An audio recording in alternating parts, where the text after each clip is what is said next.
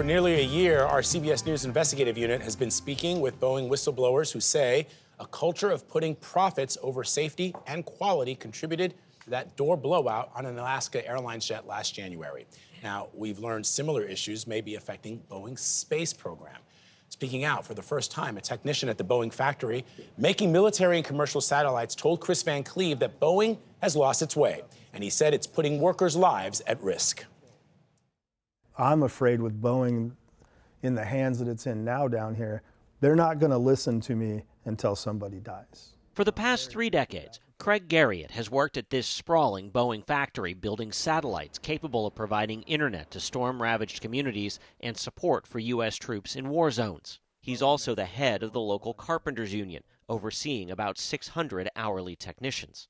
Our people are responsible for the building of the satellites, the testing of the satellites. But Garriott says since 2022, executives running the Los Angeles area plant have increased pressure to get product out the door, leading to what he calls a toxic culture that has put his workers in danger. It's been basically me standing in against Boeing, right? Why keep doing it? Because I told everybody that I would protect them. It's a concern multiple whistleblowers who have worked on Boeing's commercial airliners, including the 737 MAX, told us.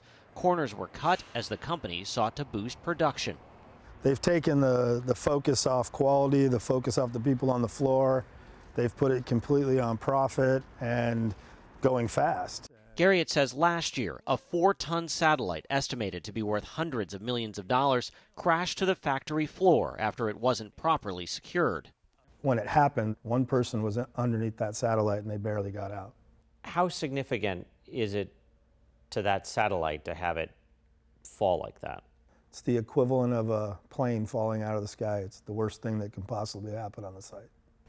In the last year, Garriott says he's raised between 300 and 400 safety violations with management. One employee that we spoke with said he believed management views safety as a, quote, afterthought. I don't even think it's an afterthought.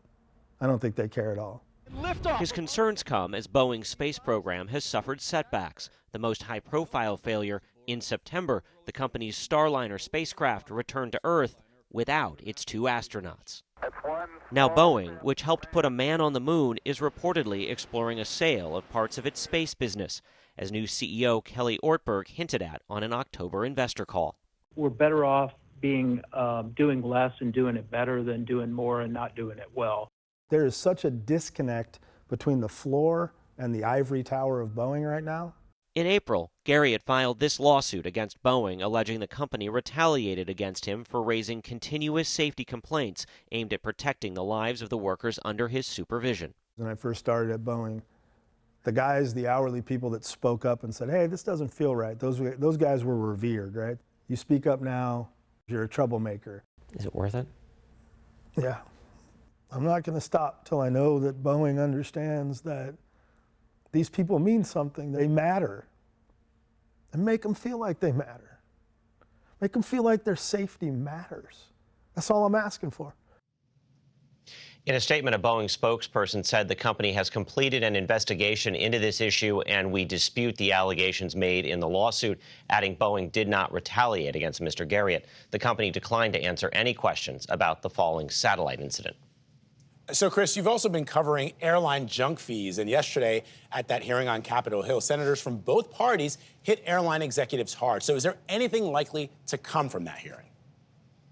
Yeah, Vlad, I don't think immediately you're going to see legislation, but you did see bipartisan agreement even from very conservative and very liberal members of the Senate around some centers of concern. They're concerned about dynamic pricing, how somebody could pay one fee for something, but somebody else pays a different price for the same thing, like a carry-on bag. They're also worried about the potential use of AI that could be used to charge certain people more. So there may be the framework of what could be future regulation coming out of this hearing.